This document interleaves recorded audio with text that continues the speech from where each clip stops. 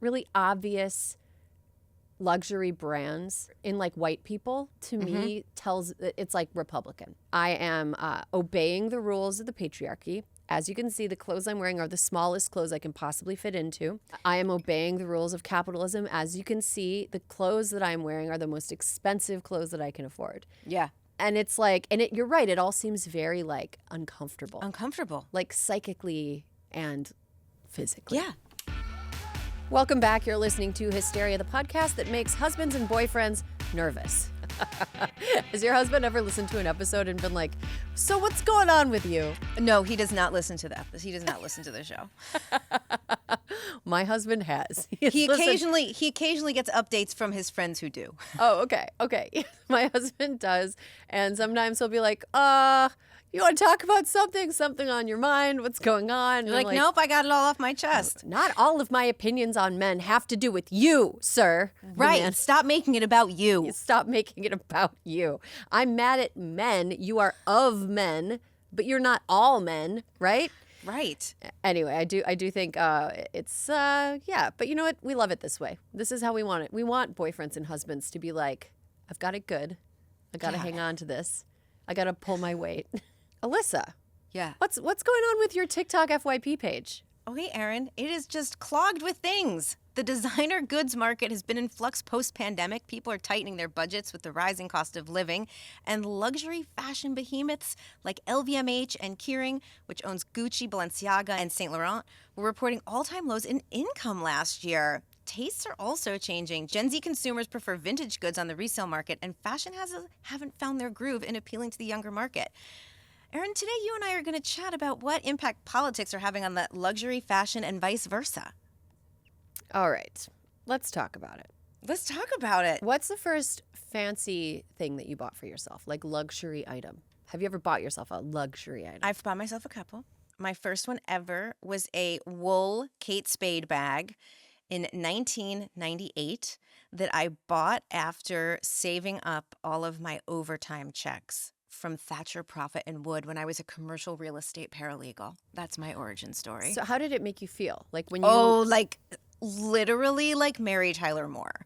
For anyone who knows New York City, my girlfriends and I lived in Soho. I worked in the World Trade Center, the original, and I would walk to work every day. And you would see all the ladies, a lot of the fashion ladies, because you'd go through Soho, and they'd all have bags. And I had this like dumpy Gap canvas tote, I think, at the time. And I was like, you know what? I am going to be a business lady. I am going to be a business lady in New York City. And that was Kate Spade had just opened their flagship store on Broome Street, I think, at the time. And Erin, I didn't just buy that bag. I called from my little paralegal cubicle and was like, I forget the name of the actual bag. I was like, I would like it. Can you messenger it?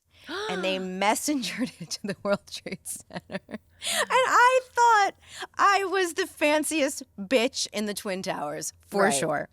There's like something intellectual about how I know that having a luxury good does not mean anything intrinsically. It doesn't mean anything. But emotionally, it has to me in the past. And like emotionally being able to, I remember I went to, what was that giant, Century 21. Love Century 21. It's RIP. It's not there anymore. No, it's there. But it's not the same. It's not the same, though. They closed the one up by Lincoln Center, which was my like secret Century 21. They did. I always went to the one World Trade. Sure. That was the original, the huge one. Right. Yes. So Century 21, for those who have never been blessed to spend time in its walls, was a big kind of like TJ Maxx for luxury goods. Yeah, it was sort awesome. of. So you could get I got like a Moschino like little mini dress once. Oh yeah, I got a lot of Betsy Johnson there. Yeah, they always had Betsy Johnson there. If you were a real follower, and again, this for me it predates the internet, you came to learn what the drop days were. Like what days the new bags came in, the new dresses came in. My DVF wrap dress, my first ever that I bought there. Century 21 was the tits. Right. Well, and the price point there was like, it took it from like completely unjustifiable for somebody in my income bracket to something that was like probably silly but obtainable with planning. for somebody Exactly. in my income. Your overtime check. Right. Like that's exactly what it was for. And I got it was a Marc Jacobs, like that black leather kind of duffel bag looking thing that was just ubiquitous in 2012 to like 2016 or whatever. Everybody had one. I got one of those. It was there at Century 21, and I felt like I am an independent woman, right? Like I'm a business lady. Right. And I feel like I work in digital media. I'm a digital media editor. And I think that's what the fashion industry wants us to feel about totally these things. aspirational. Right. I was reading about this as we were prepping for the show, and something like 70% of luxury brand purchases currently are made by people who are not like super wealthy. Like most people buy luxury items, fancy bags, like a fancy pair of shoes, because they want to feel like they're a part of a group that they're not actually a part of, or they want to get approval from a group that they're not actually a part of. And if they are a part of that group, then like a luxury purchase doesn't mean as much to them, right? Because they can just whatever. It's like it's a banana, Michael. What's it cost? $10? Even at the age of 49, if you looked at every very nice thing, like an aspirational purchase in my closet, I could be like, that was the bag I bought at Neiman Marcus the day we won the nomination in 2008, and that's the bag I bought the day I left the White House. Like those are it. Those are I have 3 very nice bags, and that is and one gift from my husband. But those all have meaning. I felt I accomplished something, and I had earned something that when I looked at it, I felt proud that I had somehow in life, either financially or professionally, had obtained that I'm like, this is for me. And like, do you ever just like yuck your yum by thinking about how like this is how they want me to feel about this? This is why they have like a carefully curated image of what the brand means. That they make a huge deal about the fact that the brand is made in Europe. It is made by artisans, craftsmen. It is made by people who, like a whole office building full of Geppettos, basically, with like little hammers and like little special string and all this stuff, and family traditions, leather workers, And I think that right now we're in a moment where we're questioning what that means and what that is, kind of on a massive scale. Because I wanted to transition to talking about what is on my FYP page these days, which is a lot of people who appear to be Chinese bag makers. It's wild. So, like, allegedly exposing the luxury bag and fashion industry as something that comes mostly from China. Right. The purpose of these videos is twofold. First of all, it's like an innovative front in the trade war. We all expected that at some point TikTok would become a place that the Chinese government unfurled some propaganda, and here we are. They found their moment. And maybe I was thinking like maybe they have been already, but I just haven't been like the target demo for it. Well, what makes this different is that it is Chinese people who are serving it to us, when we know that they're not really allowed on TikTok. There's a lot going on.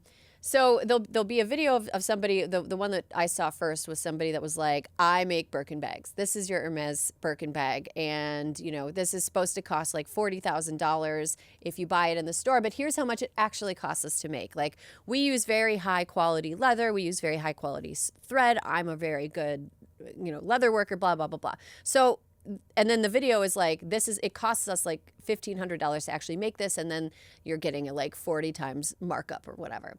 Now, the numbers on that are kind of hard to exactly fact check, but I think that what it's trying to accomplish is twofold. First of all, that Chinese products are high quality. Like that Chinese manufacturers, they're trying to tell us that Chinese manufacturers possess a level of expertise and make quality goods that are like contrary to the cheap stereotype. And the second thing is that you're getting ripped off. You're getting 100%. ripped up. Like these things that you've been told mean something and that make you feel like you've got something that was like lovingly crafted. You're being lied to by these rich people who are just profiting off of you, like 40-fold markups, and you are being made a fool of by these people. So like there's two things going on, and I think it's really interesting. But like TikTok is really eating it up. Oh, because a lot of the videos have links where you can interact with the people and they will send you codes and ways to buy direct. And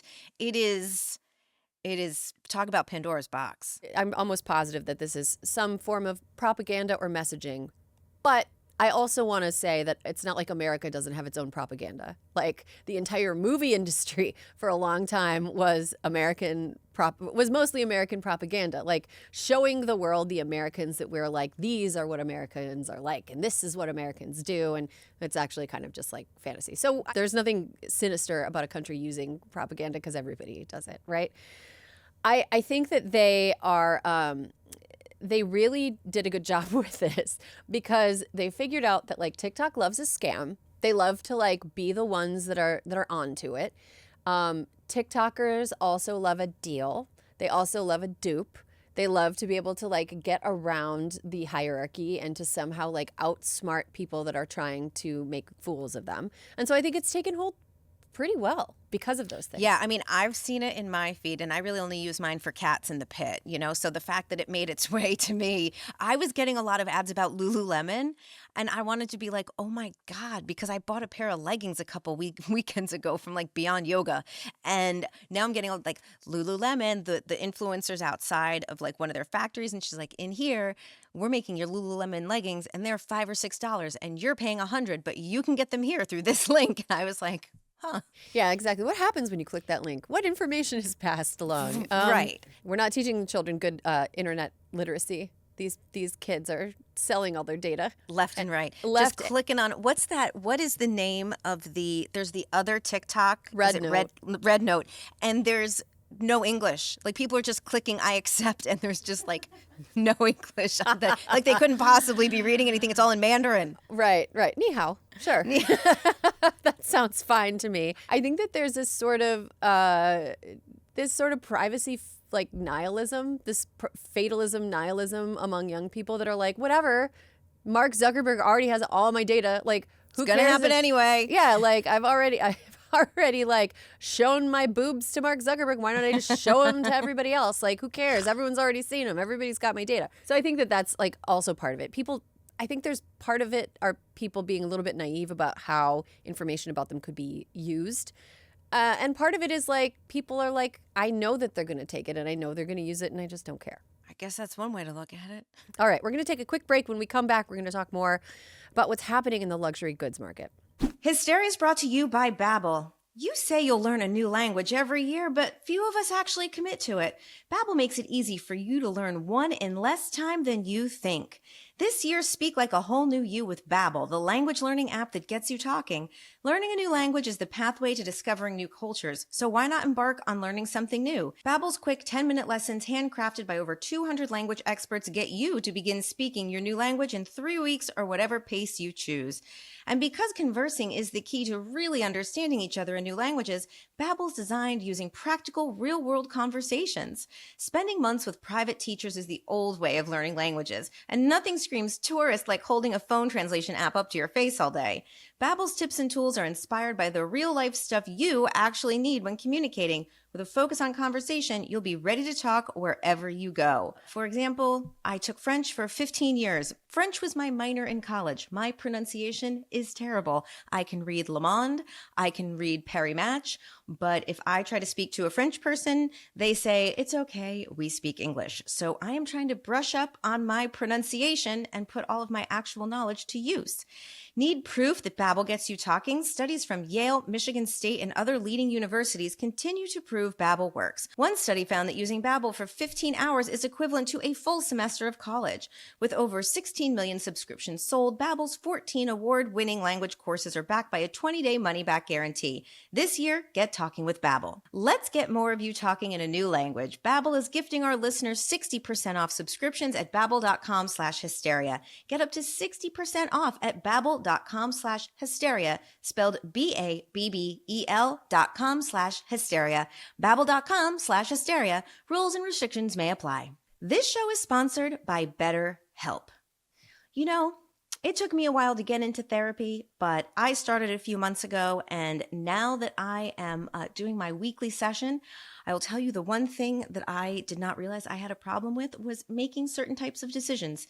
And now my therapist is helping me get through what are actually pretty banal decisions to make, but were for some reason taking up a lot of my brain space. So think of all that space I have free now. Let's talk numbers. Traditional in-person therapy can cost anywhere from $100 to $250 per session, which adds up fast. But with BetterHelp Online Therapy, you can save on average up to 50% per session. With BetterHelp, you pay a flat fee for weekly sessions, saving you big on cost and on time. Therapy should feel accessible, not like a luxury. With online therapy, you get quality care at a price that makes sense and can help you with anything from anxiety to everyday stress. Your mental health is worth it, and now it's within reach. With over 30,000 therapists, BetterHelp is the world's largest online therapy platform, having served over 5 million people globally. It's convenient too. You can join a session with the click of a button, helping you fit therapy into your busy life. Plus, switch therapists at any time. Your well-being is worth it. Visit betterhelp.com/hysteriapod to get 10% off your first month. That's BetterHelp, HELP.com/hysteriapod. And we're back. You are listening to Hysteria, the podcast with no term limits. We're podcasters for life. We are wearing... You can't vote us out. Yeah, you can't vote us out. We have declared we are authoritarian. This is the People's Republic of Hysteria, henceforth. And we're all going to have a great time. All right. Well, we were talking about the trade war and how the TikTok luxury clapback from China is a part of the trade war, clearly, that President Trump has started. And I don't know if he knows how to end it. He keeps trying. He's dealing with the tariffs and the trade war like someone who doesn't know how to do double dutch trying to get into the game. You know what I mean? He's like, I'm in, I'm out, I'm in, I'm out. He doesn't, it's like there are tariffs on everything from China except iPhones and Apple products. Except maybe now we're just going to have those for a couple months and then take them. I mean, it is chaos. It doesn't instill confidence in people that are like, you know what? Absolutely I not. was thinking about building some new factories. I think I'm going to do it in the U.S. Not a chance. Not a very good. I'm a factory builder. I don't know if I didn't know that was a job I could have when I was a kid. Somebody should have told me I could have been a factory builder. I would have been like, I'm going to be a princess and a factory builder. Well, see, to be the kind of factory builder that Donald Trump's talking about, you actually would have to be a princess to make that kind of factory appear within days instead of the 5 years it would take. Fair. And, you know, there's kind of a bad history of Donald Trump aligning himself with announcements of factories and manufacturing and jobs. He harvests announcements, man. He is a announcements farmer, and he knows the system that the media will take his announcement and print it. And then by the time anyone's like, hey, what happened with that? He will have moved on to announcing a new thing. He'll just yell fake news. 95% of which is not going to happen. Like we saw it with the Foxconn deal in Wisconsin, which Scott Walker absolutely ate shit on that. The Foxconn deal, if you want to kind of look into it and you're not familiar, was basically promises of a giant manufacturing facility in southeastern Wisconsin that was touted as this like great this great opportunity for partnership between America and this giant manufacturer that's Asian. And nothing happened. No jobs. Nothing. Nothing No happened. Foxconn. Nothing happened. There were huge arguments in the town about it, and people were super smug that, oh, it's going to work out. We're going to get all these jobs, blah, blah, blah, blah. None of it ever happened. Similar thing, smaller scale, happened in Texas. Yeah. About 6 years ago, which 2019 was 6 years ago? No, it wasn't. It was 20. No, it wasn't. I was going to say it was 2 years ago. It's 2021. Lifetime. So 6 years ago in 2019, Louis Vuitton opened a factory in Alvarado, Texas, and Trump cut the blue ribbon at the opening ceremony, like made a huge announcement. Part of the announcement is it's going to be a luxury bag manufacturer right here in Texas. Your new LV bag could be American made. It was supposed to employ 1,000 highly skilled leather workers. And it was just going to be this great new dawn of a new era of luxury goods being made in America. Well, guess the fuck what? Did not happen. Okay, that did not happen. So 6 years later, the place is basically one of Louis Vuitton's lowest performing facilities that makes its bags. It is full of people that do not have the expertise and skill to make the bags that they're trying to make. As a result, 40% of the pieces of leather are ruined in the process of these workers in Texas trying to make it. They're also paying these people $17 an hour. $17 an hour. So here's the thing. Being a leather maker requires like generations to develop the skills. Like, it is a family craft. It is something that, like, when you're a kid, your mom is a leather maker and she's a leather worker, and she's like, hey, I'm going to teach you about leather working. So your whole life you're around it. You learn about it. You like watch your uncles and your aunts and your cousins do it. And like, it becomes a family business, and there's like a hub of skill there's a town of people where there's a bunch of good leather workers. You can't just like plop a factory down in the middle of, sorry, Texas, bumfuck, and be like, leather workers, assemble. Like, from whence? Where are we talking? Where are these leather workers coming from? Like, are we going to train them? Are we going to are we going to pay them the amount that their craft is worth? No? Okay, well then I guess it's going to be like, it's going to be shit. It's like you go through and there are all these like storied businesses, the baseball mitts, the company that's done those, and the people who've worked there have been there for 20, 30 years. Like you said, they're kids. The hats, people make hats in Texas. That's great. Do that. But you can't just say, I have decided something you have never really made before. We're just going to put here and you're going to learn it in a day and make bags that compete or are identical to those made in France, Italy, wherever, that people have been doing for dozens of years. Like, it just doesn't work. It's like telling someone you're going to become a hairdresser tomorrow. Right. I'm going to become a hairdresser, and I'm going to do like elaborate braided hairstyles. And like tomorrow. No, I'm not. I'm not actually. This is a skill that takes a long time to develop, and it is a skill that is worth a lot of money.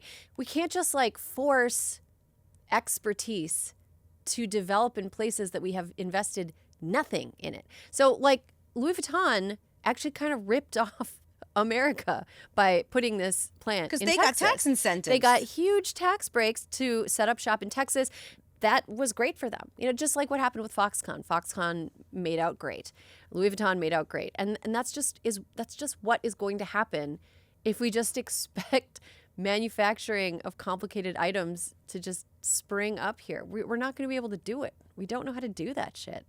No. We have the things we know how to do, right? This is not among them. At least in a like the things that would make sense, for example, there's a leather craftsman in Rhode Island called Lotif, right? They make beautiful leather bags. You've probably never heard of them.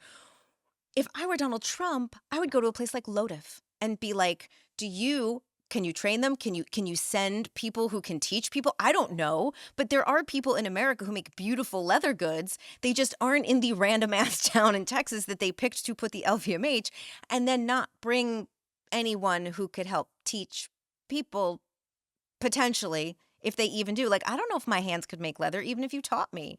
Like, I don't know. Maybe I don't have that dexterity. There are currently 300 workers at the plant, by the way. Oh, of the 1,000? They got 300. Yeah, they got about a third. They're batting about 300 to bring it back to baseball, which is an okay batting average, right? If we're talking baseball. But not if we're talking manufacturing jobs promised in exchange for tax breaks. I want to give a final shout out real quick want to talk about a story we talked about a few months ago that I am thinking about a lot this week. There is now a Birkin bag dupe available in Walmart. God bless. At the very lowest, the Hermes starts at $7,000, but you also have to do this like really straight. You have to like negotiate the bag's way out of a Russian prison, essentially, in order to get one. And nobody knows how to do it and whatever. But it's super hard. But the Walmart Birkin has no barrier to entry. All you have to have is $100, and you can have one. Sounds good. Would you carry a Workin? Sure, why not? I am fine with a bag that's not a fake. Do you know what I mean? The Workin is just a Workin. It's a bag it's a dupe. It doesn't have a fake stamp on it that says Hermes. And they actually said that this one was like had a nice crossbody feature to it that was very comfortable. Interesting. I think over these last few months, 1,000 years of the first 100 days of the second Trump administration, I've been thinking a lot about like cultural signifiers and the way that we dress and the way that we adorn ourselves and what it tells people. And I think now I'm just slowly going insane because I've been at home not working for a couple months, or maybe I'm noticing something real. But I feel like people are aware of how they wear their makeup and how that signifies like what their political affiliation is. They're aware of like how their clothing choices signal political affiliation. Have you noticed, is there like a bag that if somebody gave it to you, you wouldn't carry it with you because you're like, that's a Republican bag? Or is there like a brand that you're like, that's a Republican brand? It's funny. I don't notice the brands as much as just the way they wear things. Do you know what I mean? What do you mean? Like they seem physically uncomfortable in their clothes. Like, I mean, everything is like very cinched and snatched, and their face looks like everything about them to me reads discomfort. Like, there is no way watching some of the Republican women who do television with their faces feels like it's like a full mask of makeup. It is caked on. It is sprayed on. There is not real emotion because it can't get through the makeup. Well, it's makeup and some other stuff too. Well, that's what it's like. Some wax involved and well, makeup and fillers and lip injections and Botox. It's like I wouldn't think. It's a funny thing because, which we have talked about with Caroline, our beloved producer, Oscar de la Renta for eternity was seen as Democratic because Oscar, he dressed the Clintons. He dressed Hillary, dressed Chelsea. And then Ivanka. Now, bear in mind, Oscar has passed away in the intervening years. But then Oscar did all of what Ivanka was wearing and a lot of the Republican women were wearing at the inauguration. So to me now, do I think of it as a Republican brand? I probably do. But I think it's, because they wore it and also because it didn't happen before. There was a reason they were dressing the Clintons because to me they were a Democratic brand. And so you were like, not that I own any Oscar, but, I just feel like the Republicans look overdone and uncomfortable, I guess would be how I would say it. Yeah, there was a TikTok creator who was doing videos making fun of Republican makeup, and that sort of took off and became a whole thing. And it was like toward the beginning of my leave. Suzanne Lambert. Yes, we had her on the show. Yes, you did. And I think that is something that I've definitely noticed in the last. There's definitely Republican hair, like helmet hair. Very, I think, very processed hair that is a blonde that doesn't really exist in adult women naturally. I think like really fussy highlights, like the sort of 90s where you see the highlights. Yeah. They're fussy little highlights, right? Like they went to it's like hair that signifies that your hairstylist is not a good hairstylist, or hair that signifies your hairstylist doesn't like you. I think like Marjorie Taylor Greene. I think of her hair. She's got Republican hair. I'm like that. You gotta get a cut, girl. Like, you gotta get a trim. This color is not right for you. But somebody's like, all right, whatever. There's like something about that, and it's like this adherence to a patriarchal ideal And I think that that's now kind of like become entangled with an adherence to a capitalist ideal. So I think that like really, really obvious luxury brands insert in like white people to me tells it's like Republican to me. I get that. It's like I am obeying the rules of the patriarchy. As you can see, the clothes I'm wearing are the smallest clothes I can possibly fit into. I am obeying the rules of capitalism. As you can see, the clothes that I'm wearing are the most expensive clothes that I can afford. And it's like, you're right, it all seems very like uncomfortable, like psychically and physically. Anyway, I missed you. Oh, thanks. I missed you. Oh boy, I miss you. I'm like not happy about having to be like just the news gurgling is in a the slog, news. man. The news is a slog. I feel like every news broadcast should now be called like, what do you do this time? Like it's sometimes you what just do you have do to now? scroll through your podcast and be like, you know what? I can handle that story today. Alyssa, to calm down over my break, to disconnect, I listened to as many historian-hosted podcasts about Hitler that I could. Wow. I listened to so many podcasts about the rise of Hitler, Hitler in Poland, Hitler as a, like, not because I'm like in a Madison Cawthorn way, like excited about Hitler. No. I know you're not like, not like. But it's like Googling the symptoms when you're like, oh, I have this like weird rash, and you Google the symptoms and you're like, is it cancer? Oh, okay. Phew. It's not cancer, but now I know a ton about cancer because I've read a ton about it, right? No, I get it. It's like, the Republicans, they're taking all the books out of schools. They're taking books out of West Point. They're taking out Toni Morrison and all the good books. But you know what's still there? Mein Kampf. That is unfortunate. But you know what? I was able to conclude, and I know that this is not news, but just Hitler-wise. Yeah, tell me. I don't think that Trump is America's Hitler. Surprisingly, I disagree with J.D. Vance. Because J.D. Vance's original take. I think look, I think that Hitler was young. He always made his shit front and center. He was always like, yo, sup, my name's Adolf and I hate the Jews. Like, that was always his thing. Right. Like, from jump, when he first entered politics, that was always his thing. Second of all, he was he was young. He was like 50. He was like 50 when he really lost his, he'd already lost his marbles, but like when things were really ratcheting up, he turned 50. So he's younger than Trump, got more energy, better at reading a prompter, didn't need glasses. And so, yeah, I think that he had actual terrible principles. Trump doesn't. He was young, Trump isn't. Mm-hmm. And I think that he didn't really care about being liked, and Trump does. So those are the three things. Trump cares desperately about being liked. Mm-hmm. It's sad. Hence the chaos with the tariffs. But yeah, so that's what I was doing over my break, and I'm just really glad to be back. Even though the news is bad, at least it's not Hitler. It's not Hitler. That's my take right now. It's not Hitler. It is not currently. We have each other.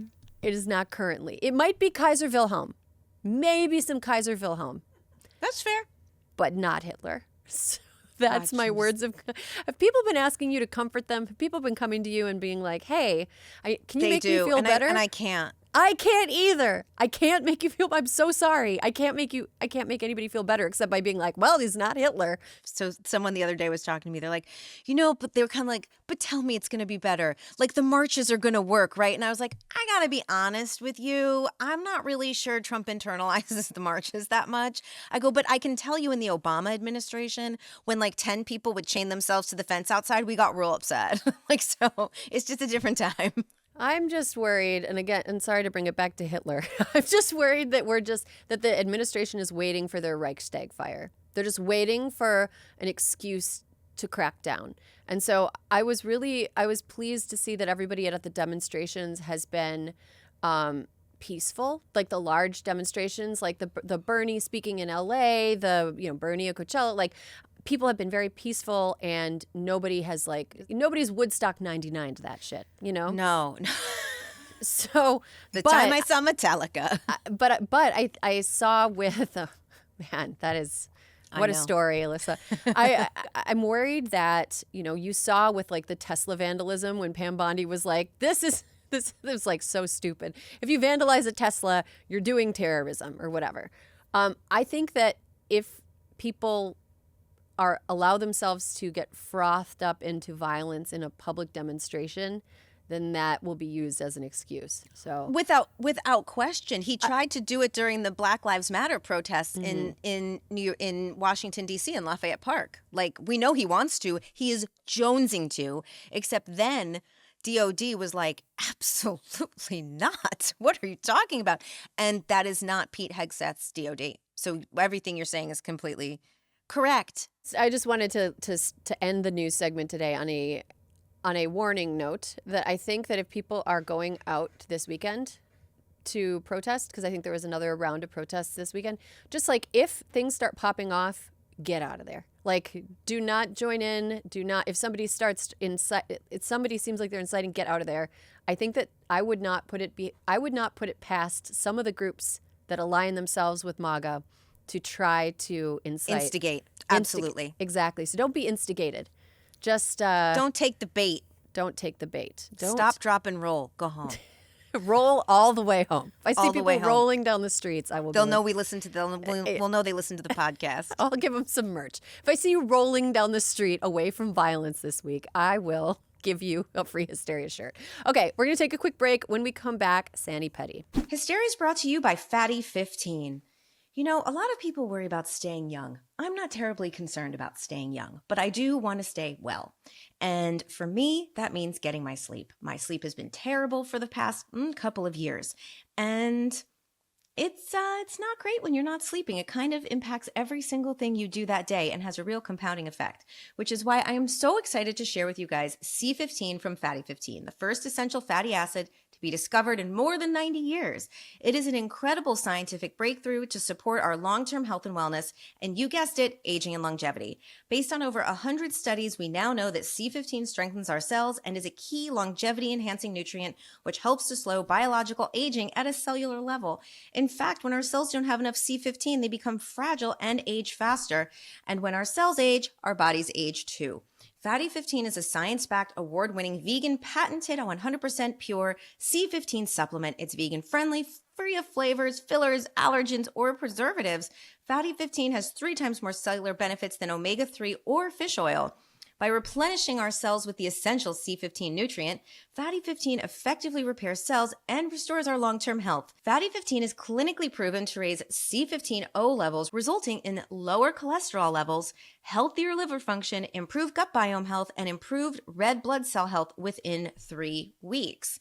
So for me, Fatty 15 has just kind of helped me sleep, helped me overall feel better, and definitely has improved my gut biome, which, as we know, if you have followed the podcast for several years, has always been a bit of an issue for me. Best of all, Fatty 15 comes in a gorgeous reusable glass bamboo jar, and refills are shipped right to your door. Fatty 15 is on a mission to optimize your C15 levels to help you live healthier, longer. You can get an additional 15% off their 90-day subscription starter kit by going to fatty15.com/hysteria and using code hysteria at checkout. Hysteria is brought to you by Z-Biotics Pre-Alcohol. Let's face it, after a night with drinks, I don't bounce back the next day like I used to. I have to make a choice. I can either have a great night or a great next day. That is until I found Z-Biotics Pre-Alcohol. Z-Biotics Pre-Alcohol Probiotic Drink is the world's first genetically engineered probiotic.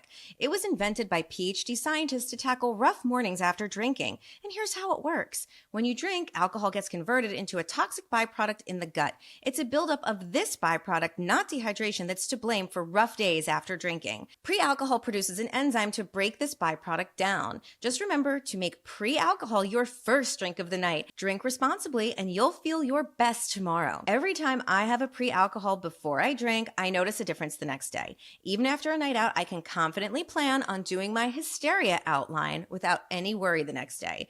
Admittedly, I was skeptical with Z-Biotics, but then while hanging out with Caroline Reston at Crooked, I gave it a shot. She convinced me, but now that I've tried it a few times, I know that it actually works. So I gave pre-alcohol a try. When I was out with her for dinner, I drank it before my my margarita, not too sweet, and you wouldn't believe how on top of my game I felt the next morning.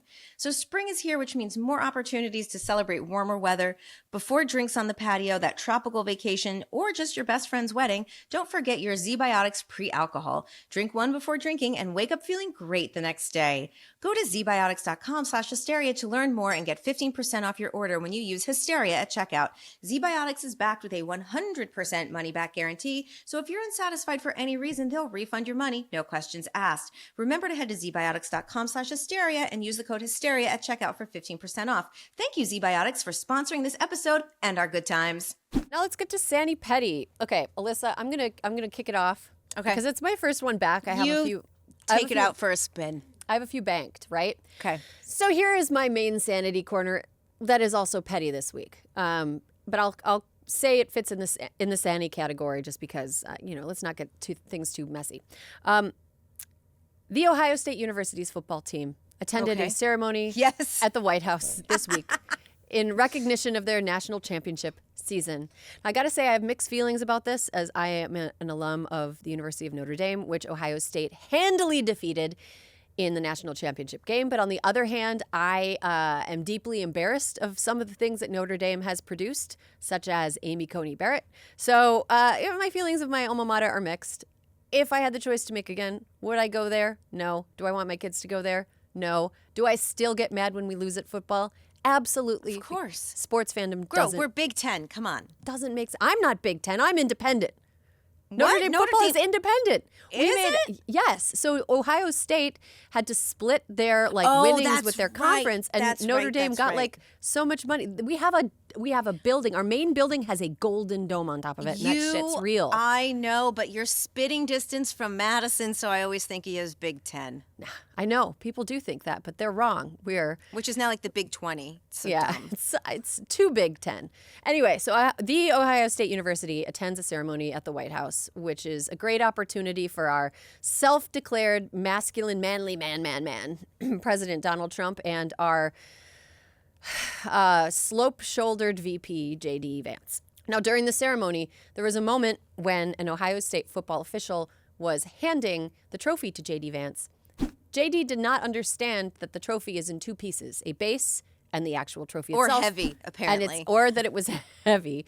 And our pussy-ass vice president dropped the fucking national championship trophy. And in spectacular style. It was hilarious. It was so funny. He looked so ashamed. I felt like watching the clip again that perhaps there was some collusion on the part of the staffer who handed it to him. But if there was, mad respect. That is exactly the kind of sabotage we need for the next 4 years. Like, it was so funny. It was like the end of a Veep episode. It was hilarious. The shame on his face, and then Vance is just cradling.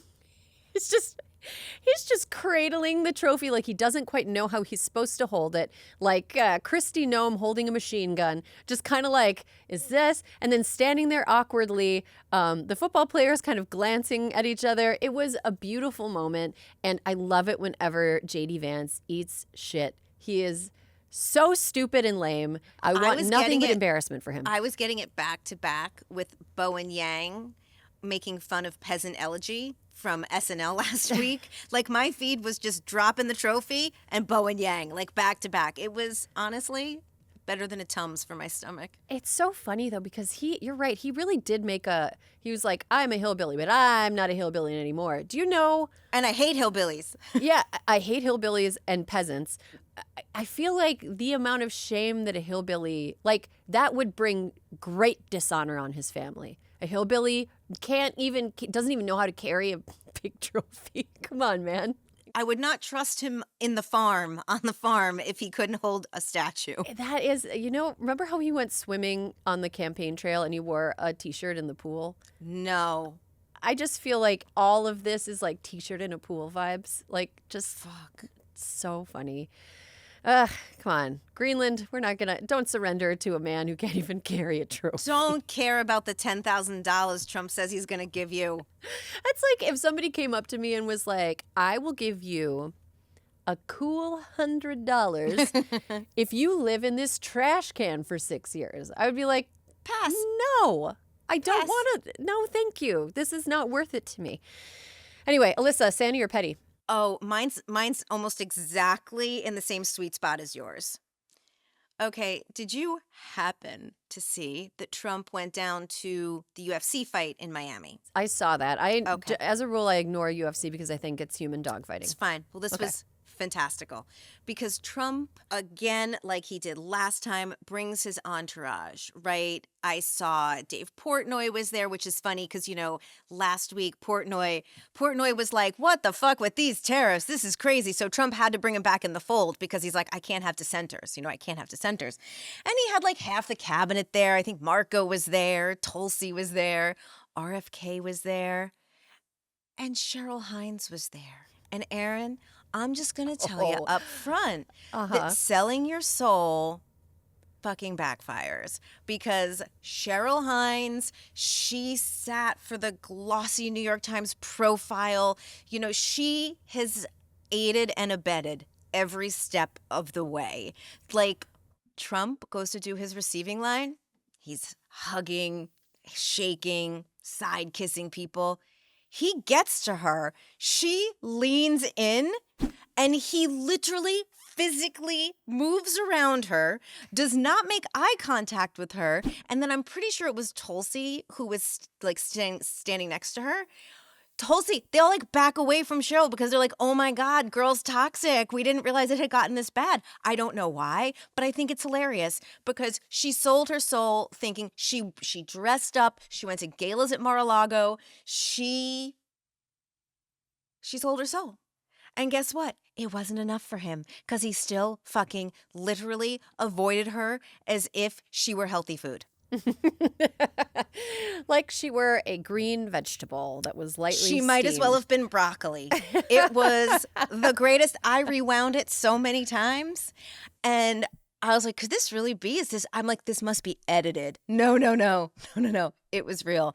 He gave her the Heisman to bring it back to football. Oh my God. That is, it reminds me of a book that I remember being disturbed by as a child. And it was about a lion that went to go live with the people. And he thought he was treated like a person, but then he grew up and the people were like, you can't live with us. You're a lion. And then he went back to the lions and the lions were like, you can't live with us. You're a person. Guess what? The lions ate her face. Indeed, they did. Oh, I have one more thing that's Sani petty, and we can maybe cut this because when I told Caroline about it, she was like, I think it's time for you to get back to work. I told her over text. So I have this potted plant outside of my house, and I've written about it in my Substack, but it is just like ongoing drama. These little birds nested in the potted plant. They built their nest there, and I caught I looked in the nest, and there were eggs in the nest, and the next day I caught a peregrine falcon perched on the edge of my plant. Just to pause you for a second, you did tell me this story too. Right, yes. Okay, just making sure. I want the listeners. So the falcon's on the plant. I chase it away. I'm like, I can't witness the absolute destruction of this little bird family. I'm invested. Totally. So I hung up like a fence thing around it. Like I kind of it looks terrible, but I made a little like makeshift cage where the little birds could fly in, but big birds couldn't get in. A couple days later, the falcon gets into the cage. I have to chase it away. Yeah, I have to chase it away, make the cage better. Anyway, the birds don't know that I'm helping them, so they get really mad when I get close. They dive bomb me. There are 3 little birds in the nest, and they're starting to get their flight feathers. We're like a few days away from them leaving, and I can't fucking wait for them to be gone. I can't wait for them to be gone. I am so anxious all the time. I'm so invested in their well-being. I'm so scared that something is going to get in there, take the babies away, and I'm just like, I don't know. I wish I didn't care, but I do. But you do. And now that's beautiful. Is it? Sure. It would be way less stressful if I had just gone in there and been like, you know what, falcon here, and chucked the eggs. But I couldn't. But who would that make you? Make me a member of the Trump administration. That's exactly right. And that we can never let that happen to us. Okay. Yeah. So we're here for all the bird stories. Yeah. I want the falcon to eat, too. I know the falcon has to eat. There are other things for the falcon to eat, something. okay? He's in a city. Else, He's in a city, all right? There's a lot for him to eat. Thank you. There's like dead squirrel. It's like raining dead squirrels on my street. Yeah, They're just like go everywhere. for it. Just take something else, man. Anyway, so that's been my Sanity Corner and my petty. I need to offline, I'll text you this. I discovered a little like package of microbes that they sell that you can sprinkle when you plant things. Ooh. And it helps the roots develop. And I have never had better looking tomato plants. Well, you know it's almost planting season up here. Oh, yeah. Oh, it's been planting. My tomato plants I know, are like... but Erin, it snowed here again this morning. It's like, oh, not a lot, just a couple fluckala, as my Oma would say, but it was still like, are you kidding? Fluckala? Little fluckala of snow. Is that what language a is fluckala that? of snow. Is that Omanese? It's Bavarian Oma Yiddish. Oh, okay. I love that. That's a lot of fun. Okay. And my sister listens every week, so she'll laugh about the fluckala. Well, what the fluckala. Alyssa, I'm so happy to be back. Thanks. This is all together again. Yeah, together again. This is all the time we have for this week's episode of Hysteria. Alyssa Mastromonaco, thank you for being my ride or die. And there will be more Hysteria for you next week.